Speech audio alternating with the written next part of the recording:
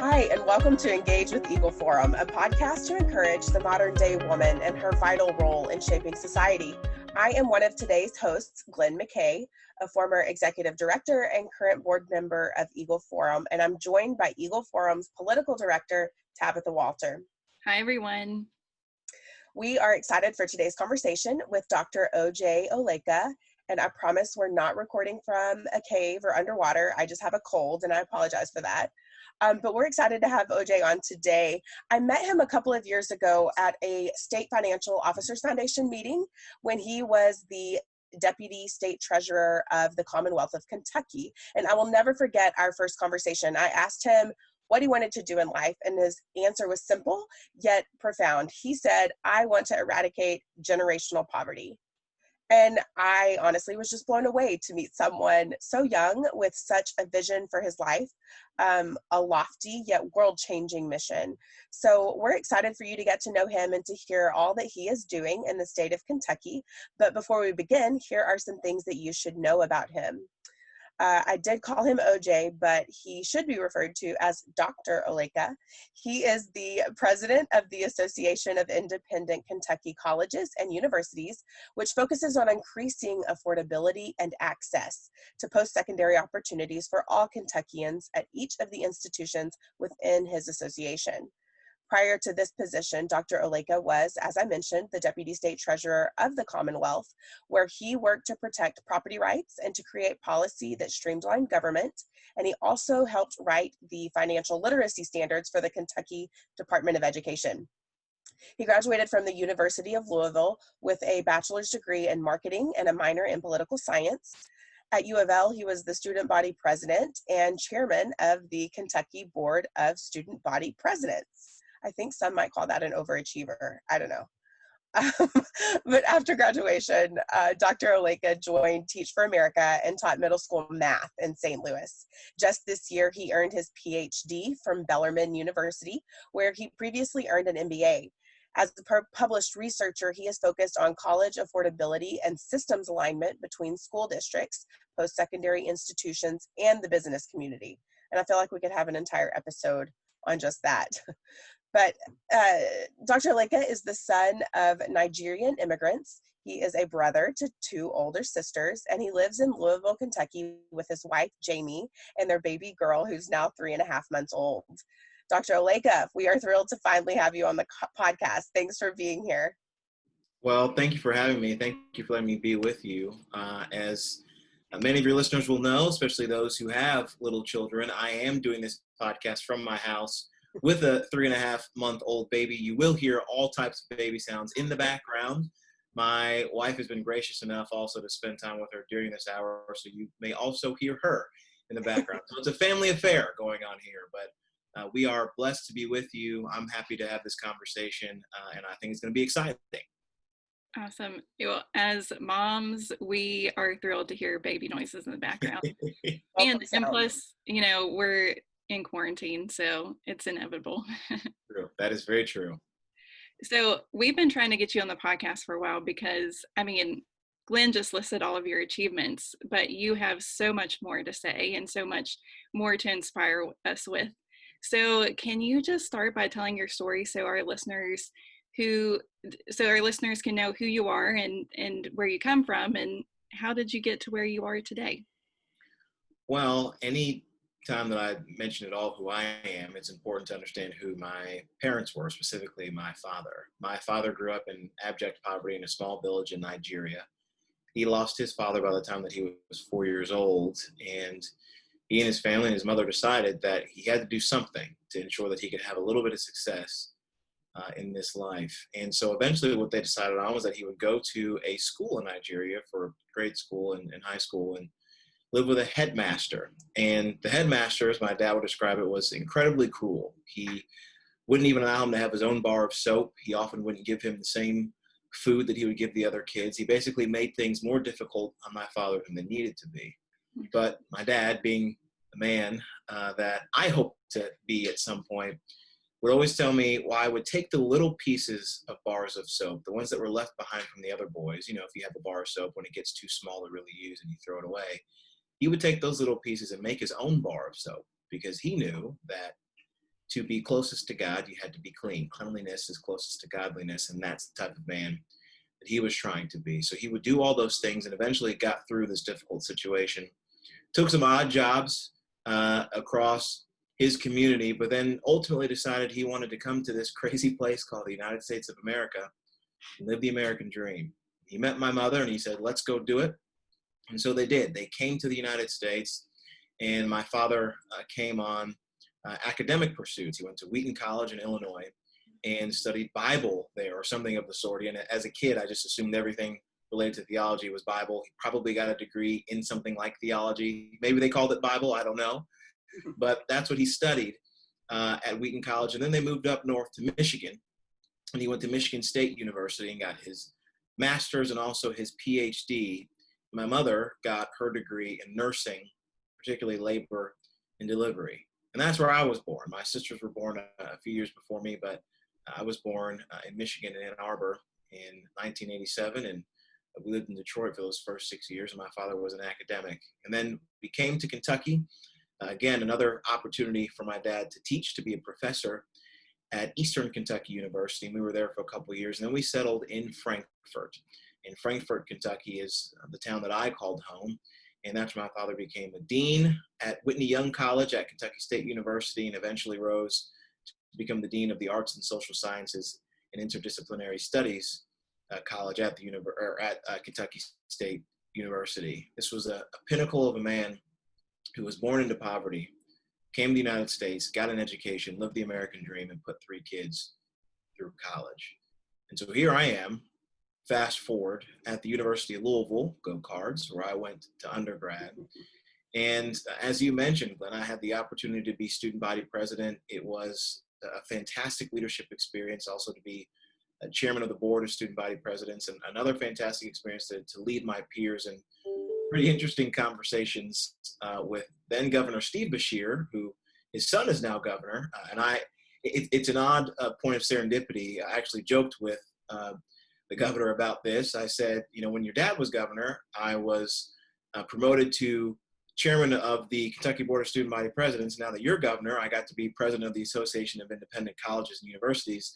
So when your kid gets ready to run, you let me know and I'll brush up my resume so I can get some great new job. But effectively in college, when I was trying to figure out what to do afterwards, people said, well, why don't you go into business? You're getting a degree in marketing and modern political science. You got this great leadership thing on your resume. What are you going to go do? And I thought about my dad, and I thought about the educational experience that he got. And I said, well, if it was education that turned our family around, then I have a responsibility, an obligation, a duty to provide that same type of opportunity for kids in this country. And so I taught with Teach for America. I taught middle school math, and my kids were incredible. They taught me a lot. I was at Yateman Middle School in St. Louis, go Tigers. And it was throughout that experience, those 2 years, that I learned a couple pretty important and profound things. Every kid has the potential to learn. It doesn't matter where you're from, what you look like, your zip code, your background. None of that matters. Every kid can learn. You just need good adults who believe in you, people who are going to push you to be strong academically, but also hold you accountable and also love on you a little bit, as we all need in our lives. We need a little bit of love, and kids who have certainly gone through some challenges need that too. And so that was the first thing that I learned. I also learned, though, that it was important to develop frameworks and policies and systems to allow kids to learn, but also for their parents to get a good quality and decent job. Because again, those of us who've been blessed to have a parent or two have a job that is stable and can provide, we know that that makes a great deal of difference in our home. And of course, the home is where all of this starts in terms of learning what you need to learn, the values that you need to have, and the discipline that is important for your particular context. All of it starts there. It's a lot easier to do, and the research bears this out, if you're economically stable. And so my thought was, if you can have adults who have good quality jobs, good quality careers, and kids who can get a good quality education, you can effectively end poverty overnight. I mean, those are the greatest indicators that we see. So this is where I got this big goal, as we might call it as educators, to end generational poverty in the United States. I think it can be eradicated. Again, it is certainly not an easy task, but it is a simple one in the sense that we know the symptoms, we know the factors, we know that people need good jobs, people need a quality education, and people need access to opportunity. So it was all those things that brought me back home from St. Louis. And I came back to Kentucky to recruit for Teach for America, to make sure that we had good, better educators in the classroom doing things for kids. But I wanted to do more than that. I had an interest in getting involved on the policy side of things and the political aspect, because I knew it was important. Again, if you're going to make changes to the system, you're going to make changes in policies and frameworks, but you need the good leaders to do it. And you cannot govern if you cannot win. So ultimately, you had to go back to politics. And so that was my thought. And I ended up working for a guy who ran for governor, who ran on those issues, educational opportunity and economic mobility. My guy was unsuccessful, but it allowed me to meet a candidate for state treasurer, Allison Ball. And she is who I worked for, again, as you mentioned, as deputy treasurer. And over that period of time, I was able to get an MBA from Bellarmine University, go Knights, and then get my PhD also from Bellarmine. And that is really what led me to this opportunity today, to be president of the Association of Independent Kentucky Colleges and Universities, where I advocate for good public policy on behalf of those institutions who, and many people wouldn't think this, but our institutions on average provide a quality education for the same percentage of Pell eligible or low income students as the public institutions. But we typically graduate them with manageable debt and higher incomes on the back end. So if people say that private higher education or private education at all is just for the kids of elites, they're either wrong or they simply misunderstand what that education is for. So that has become an even greater passion of mine. But that is effectively what has led me to where I am today. And I would be remiss if I did not mention, throughout that time in the Treasury, we in fact did lose my father. It was very early on in my time there at the Treasury, January 2016. And that was a profound experience for me as well, because this man who was a hero of mine then became somebody who I wanted to model my life after as an ode to him. Of course, we have a Heavenly Father who guides us in all things, but mine on earth was pretty good too. And so I want to make sure that I am honoring him. And so these are the things that I think about as I push forward in this important work. I think about my dad, I think about my daughter, I think about my family and the contribution I want to make this side of heaven. So that was a long, very long answer to one question. I hope we've got time for at least another one. Oh, that's great. And, OJ and I have talked about this in the past, but we are both members of that very unwelcome club of people who've lost their fathers too early, who were blessed enough to have fathers who poured into our lives. And because of that, it really defined who and where we are today. And so I just commend you for the way that you have picked up that torch that your father was carrying and are moving forward in a way that will profoundly impact future generations. So thank you. I do want to follow up on, well, so many things, but specifically the education aspect of this. We did an episode on school choice a couple of weeks ago, and that has really provoked a bunch of questions. So would you help us understand kind of some of your experiences with Teach for America? I mean, first, why there is even a need for an organization like Teach for America, and what does education really look like in our inner cities and low income areas, and why do you believe in school choice? So can you just kind of encapsulate that all for us? Sure. Well, I'll start with Teach for America. It has a dual mission, and I think this is really important for people to understand what the organization is. Teach for America effectively finds people who believe in a quality education for every kid and asks them to teach for at least 2 years in a low-income community. And that community can either be urban, where I taught, it can be rural, where my wife taught. She taught in rural South Carolina. Now, again, the context here with rural is that rural doesn't always and only mean white families. That's also a common misconception. It is rural white families typically in Appalachia, in the Appalachian region in Kentucky, but my wife taught rural Black children, and that struggle is different than rural white children, and that struggle is different than urban or than urban children, whether they be Black or white or whatever color they happen to be.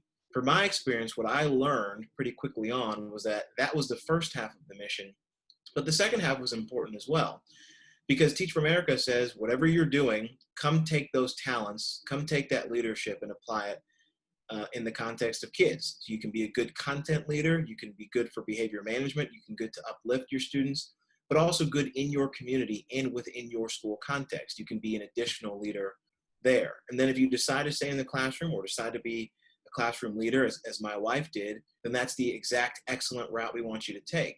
But if you go back to whatever it is that you were doing, let's say you were a college student who majored in biology, you wanted to be a doctor, well, then go back and be a doctor. But now you do so with the knowledge and understanding of how there are some systemic challenges that might plague the very patients that you see.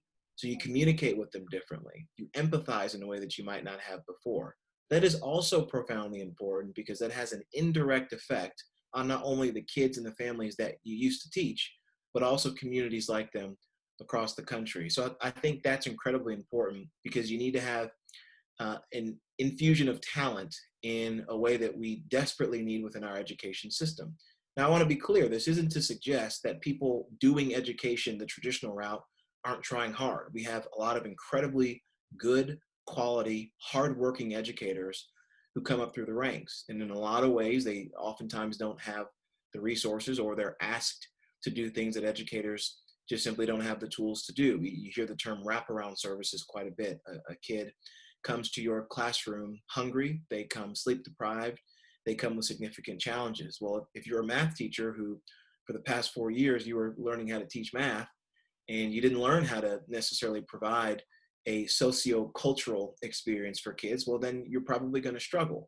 These are some of the difficulties that exist within at least the urban context. I can speak to that specifically. Now, the reason why this matters in terms of education broadly in this idea of school choice is that there are institutions of learning where they do want to specialize in these types of benefits for kids. They do want to provide these extra resources. If it is additional wraparound services, if it's smaller classrooms, if it is a faith-based opportunity, whatever it might be, there are schools that desperately want to reach out and teach kids, again, many of them in an urban context, that simply come from a different background or could thrive better than a traditional education setting. This isn't to suggest that traditional education is bad. This isn't to suggest that traditional public school is bad. I went to a traditional public school, had a great experience.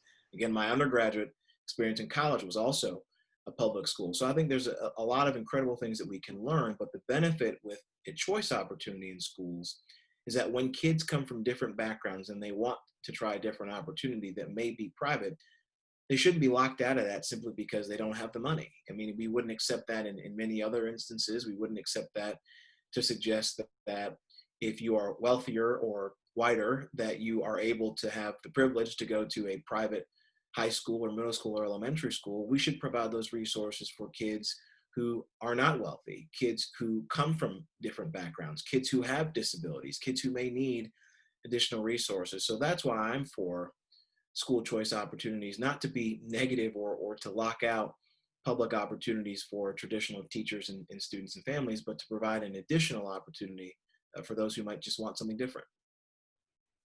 Yeah, that's great. We're kind of switching gears here, but not really. I think school choice has been an issue that we've heard a lot over the past week. But let's dive into the politics a little more.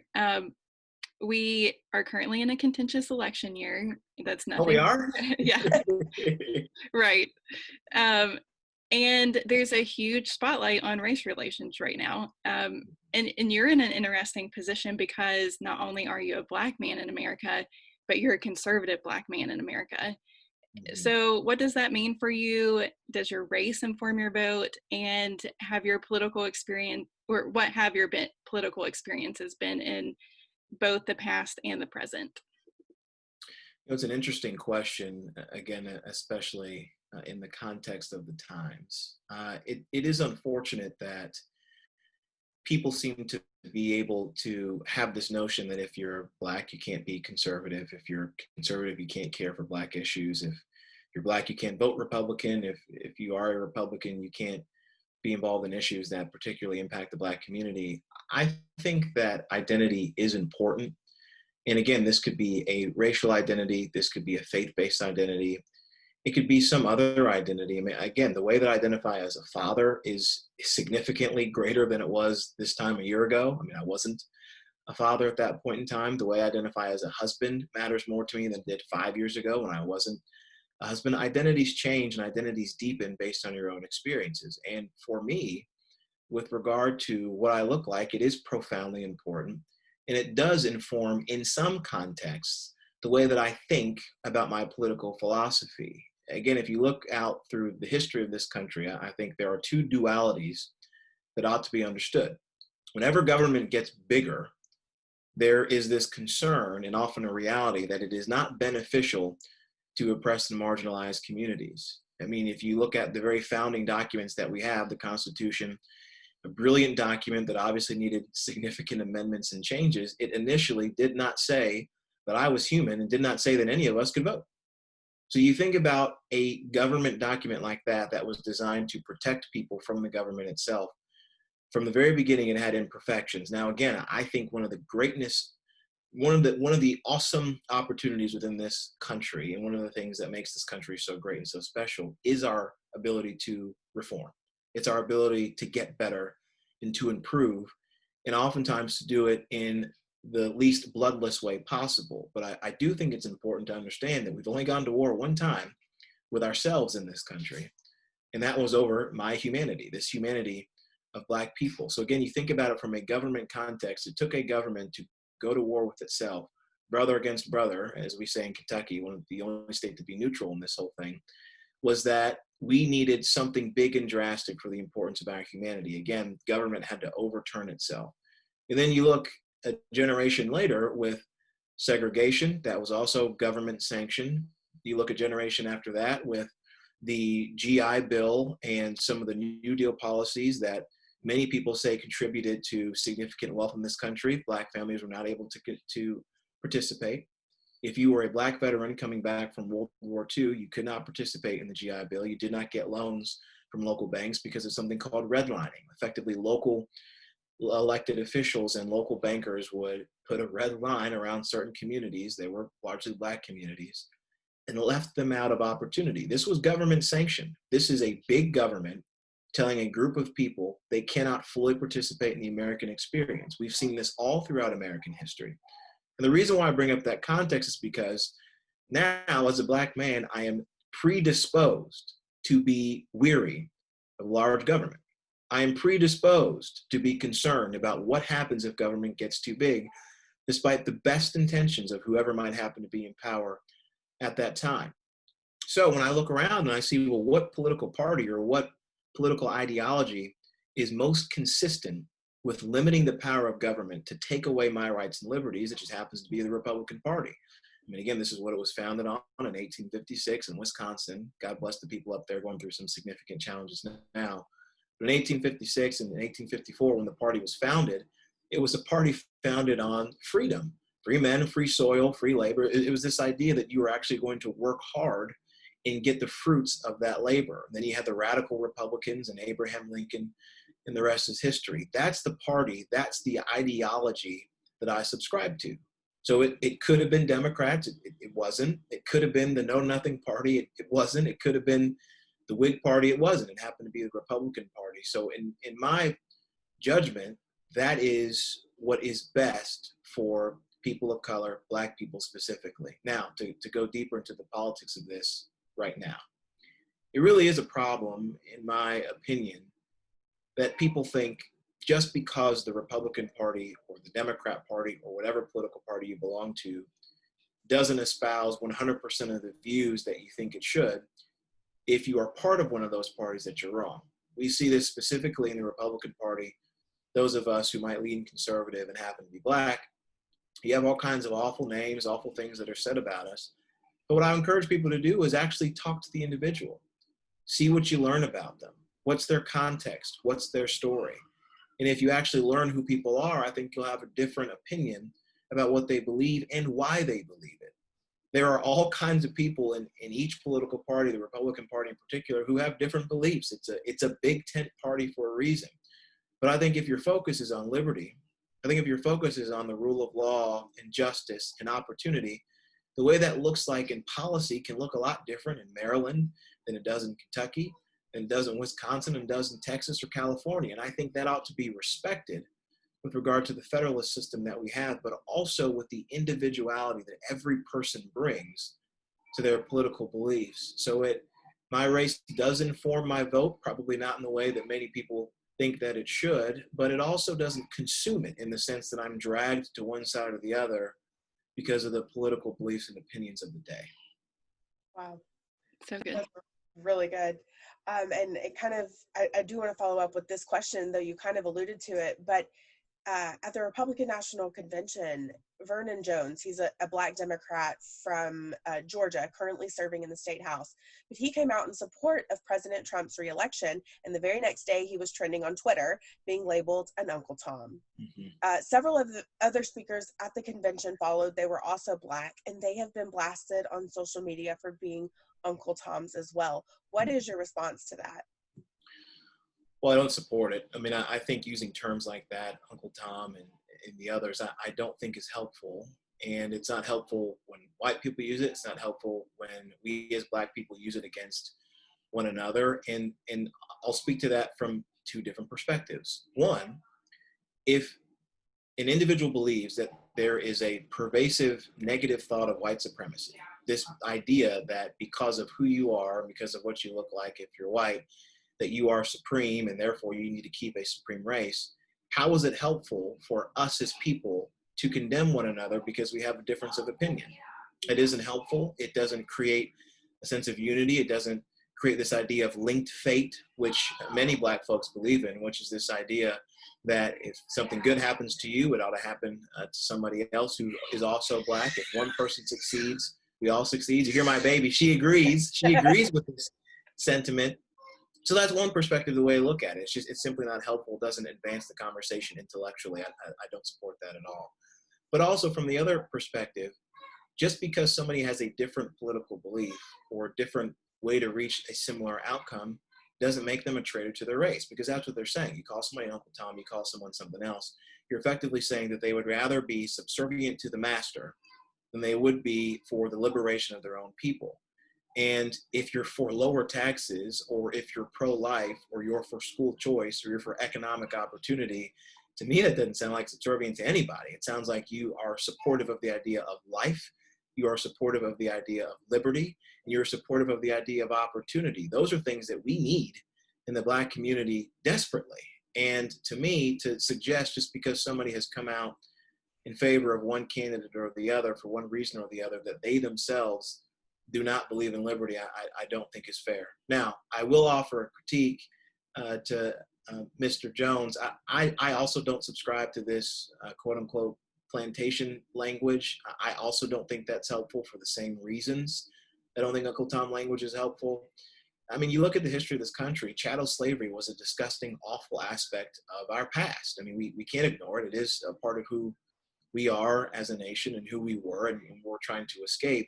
And so to refer to a political party in the present as a plantation of any kind, I think also sends the wrong signal, and it dilutes the very horrors and horrific situations that Black people were subjected to when they lived on actual plantations because they were considered to be property. So I don't subscribe to that either for the same reason, but I think saying someone is an Uncle Tom because they have a different political belief than you is the wrong way to go.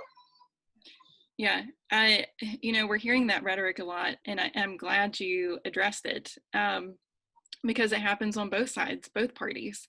And we even heard Joe Biden recently say that if you vote for Trump, you aren't Black. And so when Black families, Black individuals are making the decision to either join a certain political party or vote for a certain candidate, what's your advice to them when they've been in this community that has said that Democrat is the way to go all the time? What would you say to them as they're making that choice? I'd say to them, think about this the way you would anything else, about where you would go to church, where you'd send your kid to school, where you buy your groceries, whatever other decisions you make. I mean, Black people, like anybody else, we put thought into our decisions. With politics, though, there's there's an interesting thing that happens with party politics specifically. There is a socialization with being a Democrat and being in the Black community. I mean, it comes up when I go to the barber shop, we talk politics. It's usually pro-Democrat candidates, not necessarily because of policy or whatever, but those are the people that come around the community. Those are people who have been winning elections in the Black community for a long time. So it's not, again, not to diminish the real policy differences, but it's almost like a sports team. It's like, well, I mean, everybody else around me is a fan of the Cowboys or a fan of whomever, so I guess that's what I'm a fan of. And it's not that you aren't intelligent enough to think through it. It's just that you never really did. And so what I'd encourage people to do is think about what you believe and then think about which candidate is best talking about the issues. Because whether it's a Democrat or a Republican, they're not going to meet all of your issues 100%. I had someone tell me one time, if you want to find a candidate for office who believes in everything that you believe in, look in the mirror, and then go sign up to run for office. And that's the case here.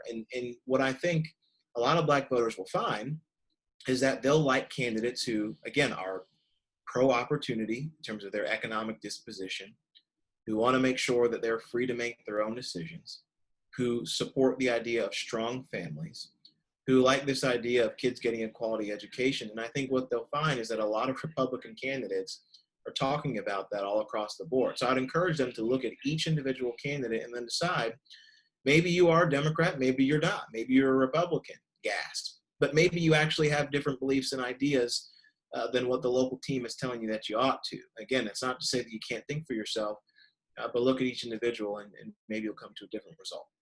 That's good.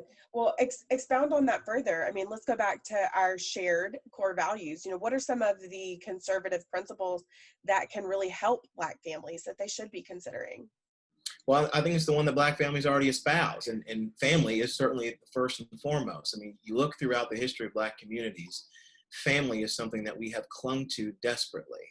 I mean, again, if you look at the history of our country for a significant period of time, we were all we had. It was this idea that you had to look out for your family, which is why the idea of extended family is so important within the Black community. Aunties and uncles and grandmas and people looking out for one another, because family is critical. So I'd say look for a party that wants to promote and preserve your family, that allows for the father and the mother to be in the home. Again, if there are two parents there, we certainly hope that's always the case. But if it's not, people who want to preserve your family. And then also opportunity and hard work. If there's one thing that I understand about Black people in this country, we work hard. We work hard for everything that we've got. We work hard for everything that we earned. And we want to give it and pass it on to our family. So what party or what elected official or candidate is talking about the preservation of wealth? So this idea of family, this idea of opportunity, but also this idea of equal protection under the law. And I think that's important to understand as well. When you look at equal protection under the law, it means a few things. It means justice through the criminal justice system. And we've seen Republicans across the country, Rand Paul here in my home state of Kentucky, Tim Scott, so many others who have been invested in this cause for quite a long time. But it also, and here's the part where it gets uncomfortable, it also means a strong police force. It is important to have both, to be protected by the law and also to be protected by law enforcement. And within the Black community, whether it's in an urban context or elsewhere, oftentimes people feel over-policed but under-protected. And I think as a result, what you have to do is look at, well, who's in charge? What political party has been in charge of my community for quite some time? Who hired the police chiefs that are making bad decisions? Who hired these people that are making these decisions to lock up my brothers and sisters and mothers and fathers and aunties and uncles? Who is making the decisions that's destroying my family, that's limiting my opportunity, that creates all these wealthy communities all around me, but mine for the past 50 years continues to be dilapidated. It continues not to have a whole lot of resources. So when you look at what issues and what values matter, family, opportunity, equal protection under the law. And I think when you look at those things, again, for the most part, at least I've found this, it's the conservative party. It's Republicans who really want to espouse these things. Now, again, to offer critiques, I'd say Republicans could do a better job in making this clear earlier than August of an election year. I think if Republicans built infrastructures within Black communities throughout the years and just asked them, what do you want? I mean, it was funny. I did an exercise with my fraternity brothers. I am in a historically black fraternity, Alpha Phi Alpha Fraternity Incorporated, the greatest fraternity in the world. Any of your listeners should know that. I asked them, I said, what would make you vote Republican? And they said a lot of the things that I just said. It's this idea that I feel like elected officials are going to look out for me. They're going to make sure that I can afford, whether it's quality health care, or my kids can go to a good school, or I can get a good job. These are the things that we believe. And so we just have to do a better job, I think, of sharing that message and having candidates and elected officials who have credibility within the communities. And then I think we can win a lot more votes. Absolutely. Gosh, so your comments made me think of this ad that was run for a candidate in Baltimore, and she walked through the Baltimore community and showed the destruction and the areas that you don't see when Baltimore is advertising for you to come visit. And you know, she laid out those principles. These are not what the Black community wants in our neighborhoods. And so I think that message is starting to come to light, and it is becoming clearer. We're just a little late in the game, I think. And so, yeah, you hit the nail on the head, and it's so enlightening. It's so fresh to hear someone bringing this to light. So, but you aren't just bringing this to light on today's podcast. You're doing this on a regular basis, and you're putting your beliefs into action in a very unique way. You've joined forces with a friend from college who is actually on the opposite side of the political spectrum to form a coalition called Anti-Racism Kentucky. And the purpose of that is to identify and target institutional racism. I just love this because our nation is so divided on politics right now, and you have found ways to discuss some really controversial issues and even agree on those. So let's talk about specifics. We look forward to hearing from our listeners about this as well, because all of us are having these conversations, and some of them we shy away from, some of them we go in way too full force with. So how would you define institutional racism? Where do you see evidence of it? And where do you and your liberal co-founder of ARC find common ground? Yeah, well, and I appreciate this question. And I always like to give the disclaimer, whenever you start talking about racism in a deep way, it gets uncomfortable. And I want to acknowledge for your listeners, you might feel some discomfort bubbling up in your system. That's okay. That's a good thing. And the reason why I think it's a good thing is because it should be uncomfortable. I don't think too many people want to be racist. I don't think too many people would openly say, I hate other people from different races. So it's good to feel that discomfort. Now, again, I must say, first and foremost, as a believer, as a child of God, I think that racism is a sin. I think it's part of this problem that we have as a fallen people, where we do have biases, where we sometimes just dislike people because they're different than us. It has happened since the beginning of time, and it will stay with us until the end of time. So I look at racism as a heart issue. It's something that's deep within the soul that only a relationship with Jesus Christ can really pull out of your heart, if that's in fact where it is.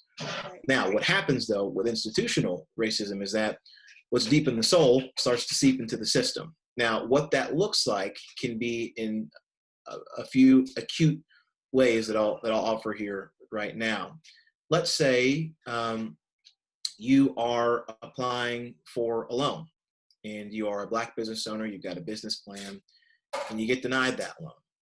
And then the same plan for that same business is offered up to the same bank, but instead of you, it's somebody who's white, and they get that loan. That would be an example of how institutions can look at someone's race and say everything else was the same, but the only difference when race was involved was that the Black person didn't get the loan and the white person did. Now, again, this sounds like something that might have happened 100 years ago. I was on a call just a month ago where a Black entrepreneur was explaining how this happened to him. And they verified it because, again, they took the same plan and they put a white woman's name on it, and the plan got approved for a loan. So this becomes a troubling thing that happens, because then you start to think, well, how many other people, how many other great Americans, great American entrepreneurs have incredible talent, but because some loan officer has some awfulness in their heart, in their soul, that they've seeped it into the system, and now plenty of people are left without opportunity. And here's why this becomes a problem for conservatives, because if that budding entrepreneur, that Black entrepreneur, doesn't get that loan, maybe they can't create jobs within their own community. And so now those jobs that weren't created now need to be people who get subsidized by the state. So all of a sudden you had people who could have produced for their community, who could have created wealth, now are going to be asking for financial assistance from the state. So you have this double influx where you've got this moral ethical wrong of institutional racism, but now you have an economic injustice and a hardship where the state is spending more money, which conservatives, we certainly don't like. So that's one aspect of this. Another aspect is with regard to maternal mortality. You look at maternal mortality rates in this country, Black women are more likely to die during childbirth at a rate of 3 times higher than the average population of women, 2.5 times higher than white women. And so you think, well, what causes that? And then you start to look at studies that show that medical students who have been asked, they believe that because of Black people's skin, they think that they are more tolerant of pain. They think their skin is tougher. You look at other studies that have shown that some white doctors believe that Black people just simply can deal with pain treatments in a different way. And so they subscribe them or prescribe them differently. And so from a medical context, you think, well, how does this look if I'm a Black woman and I get one of those doctors and I'm pregnant and I say, well, look, I've got some pain here. The doctor says, oh, you'll be fine. Now they don't explain, you'll be fine because I think that you've got tougher skin because you're Black. They just say, oh, well, you'll be fine.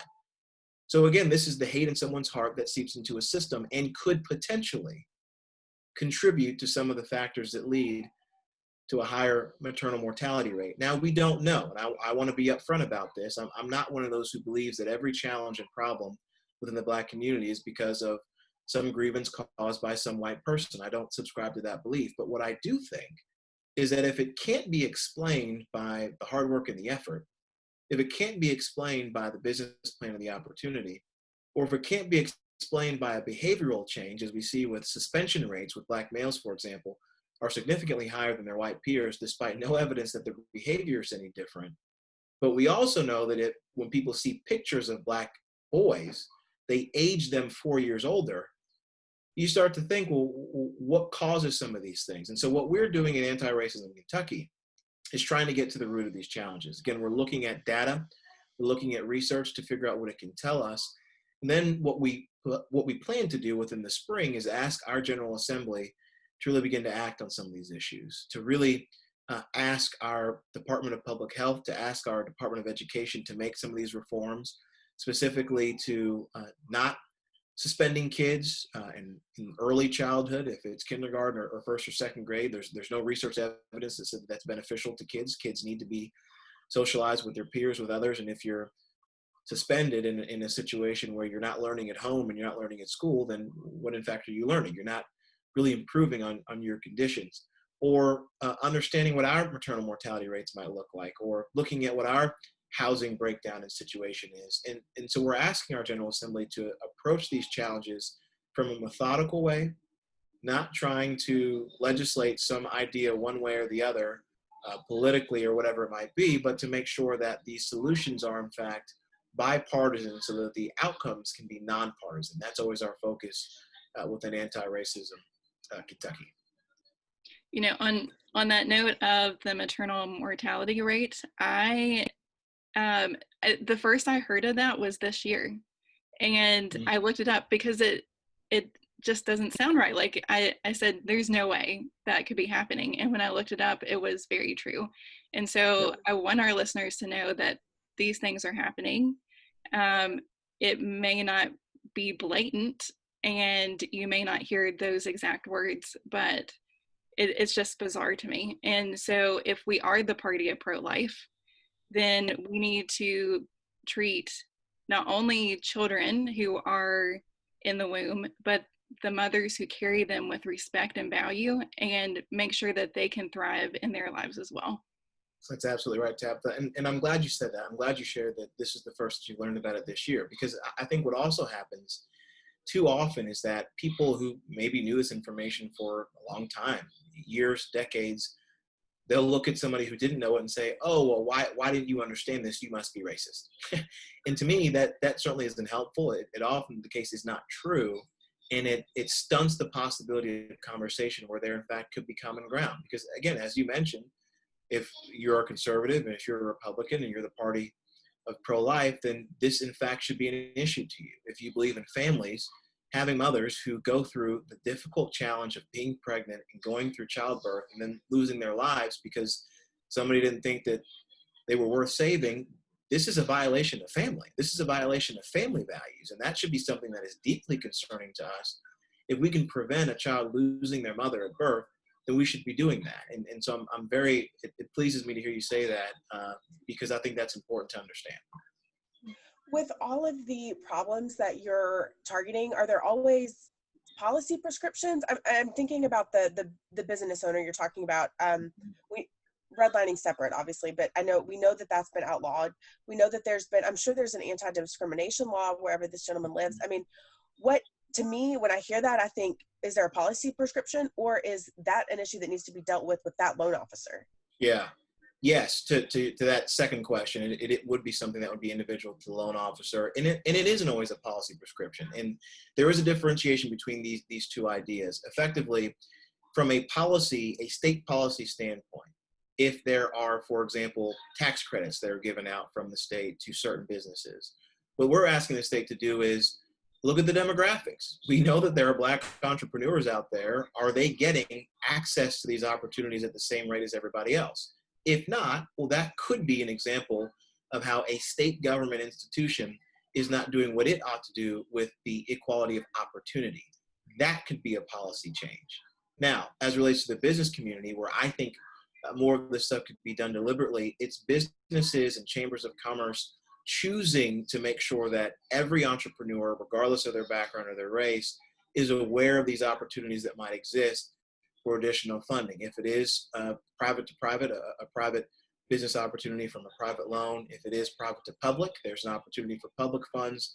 Chambers of commerce, if they're going to be doing this for businesses anyway, they ought to make it a priority to ensure that they can do this for communities that need the resources the most. I look at a city like Louisville, Kentucky, where I live. There is this touting of $14 billion of investment in the city over the last 10 years or so. Well, only 6% of that has gone into West Louisville, where majority of the residents are Black. And so the question becomes, if you're a city, why are you investing a lot of your resources in other communities that are simply already doing well? If the public's responsibility is to ensure that everybody has an opportunity to succeed and thrive, then a lot of those resources, again, could be moved into communities that could benefit significantly from those resources. One of the things that's happened here in Kentucky is that our state chamber of commerce and our local chamber of commerce have offered some of these resources for these communities to look at ways for Black business owners and Black businesses to thrive. You hear my daughter, she wants to be an entrepreneur. She's excited about these things. But it's this idea that the chambers and the local communities can get involved in a significant way. And I've been blessed because they've asked me to participate in some of those conversations. So I know that they're going in a positive direction. Well, we're going to have a follow-up episode, or maybe we'll do a Facebook Live or something. But I want, this is the start of a great conversation. And, if you're listening right now and you have questions about this, we want you to ask them. So, OJ, where can people go to follow you and follow your work? Sure. Well, you can follow me on Twitter. That's where I'm most active on this stuff, at OJ Oleka, which is OJ OLEKA at Twitter. And then also you can follow Anti-Racism Kentucky also on Twitter, which is Anti-Racism KY. So I'd encourage you to give me a follow. You'll see some interesting stuff there about politics, about higher education, and every once in a while, my sweet daughter Riley. So I'll be happy to receive your new follows and all your hearts and retweets. Very good. Well, thank you so much for joining us today, OJ. If you are listening to our podcast, don't forget to subscribe. Please share with your friends and leave us a review. We would love to hear from you. You can find us on all the major social media outlets and at engagewitheagleforum.com. From your house to the State House to the White House, this is Engage with Eagle Forum.